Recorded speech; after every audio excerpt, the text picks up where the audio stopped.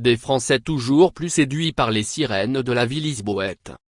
Friches industrielles, squats et brasseries artisanales. Les quartiers populaires de Marvila et Bito, à l'est de la capitale portugaise, ont un parfum de Brooklyn lisboète.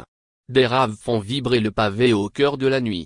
Dans les entrepôts retapés à la hâte, boutiques vintage et ateliers d'artistes se multiplient. Fin 2018, une ancienne usine de l'armée sera reconvertie en immense hub réservé aux stars UP. C'est ici qu'Anne et Antoine Legrand ont installé Illegitimo, leur camion à Burger, il y a un mois.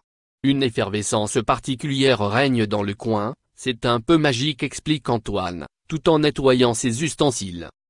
Il y a 3 ans, ces deux trentenaires lassés de la vie parisienne, elle était avocate, lui travaillait dans la restauration, sont tombés amoureux du Portugal.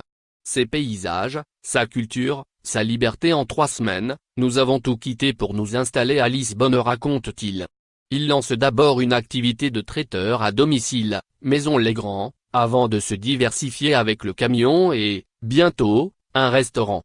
L'Eldorado portugaise, un cliché si l'on imagine que tout est plus facile ici, assure la dynamique Anne. Nous travaillons comme des fous, les méandres administratifs donnent le tournis, c'est un peu la jungle. Mais nous ne rentrerions pour rien au monde. Ici, on respire. Nous nous sentons plus vivants.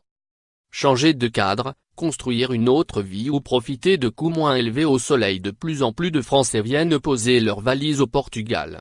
Le phénomène s'est amplifié ces 2 dernières années, constate Mehdi Ben Lassen, conseiller à AF, Assemblée des Français de l'étranger, pour la péninsule ibérique.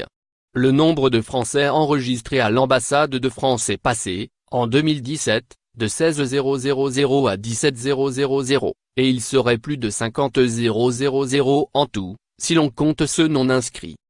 Ah,